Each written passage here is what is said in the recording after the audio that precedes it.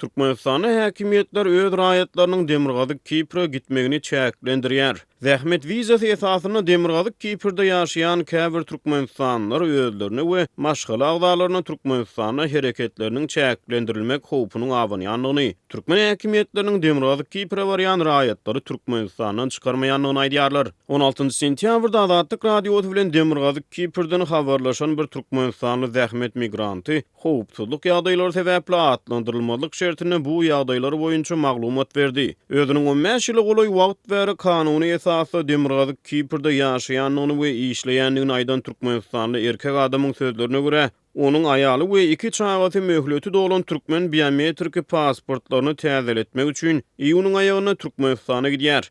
Häzirki wagtda olara ýurtdan çykarylmazlyk howpy awanýar. 28-nji iýunda men wagty dolan pasportlaryny täzelemekleri üçin maşgalamy Demirgazyk Kiprden Türkmenistana uratdym. Aradan 15 gün geçenden soň özüm hem bararyn idim.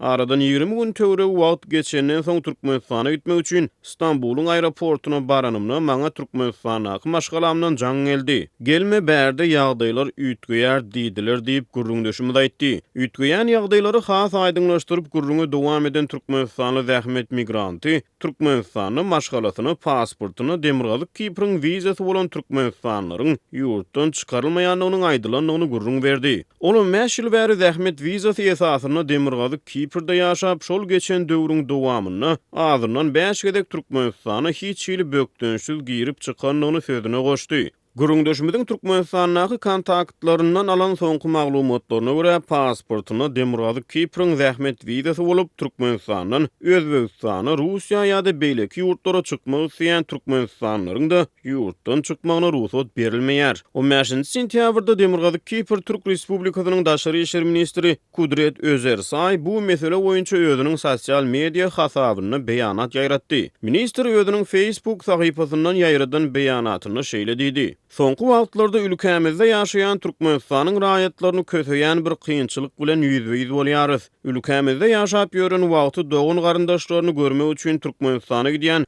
köp sanly türkmenistanly öz ýurdundan çykyp bilmeýär. Öz ýurtlaryndan çykmaklaryna olara ruhsat berilmeýär. Bu maşgalalaryň bölünmegi ýaly dürli kynçylyklara sebäp bolýar diýip ministr beýanatyny aýtdy.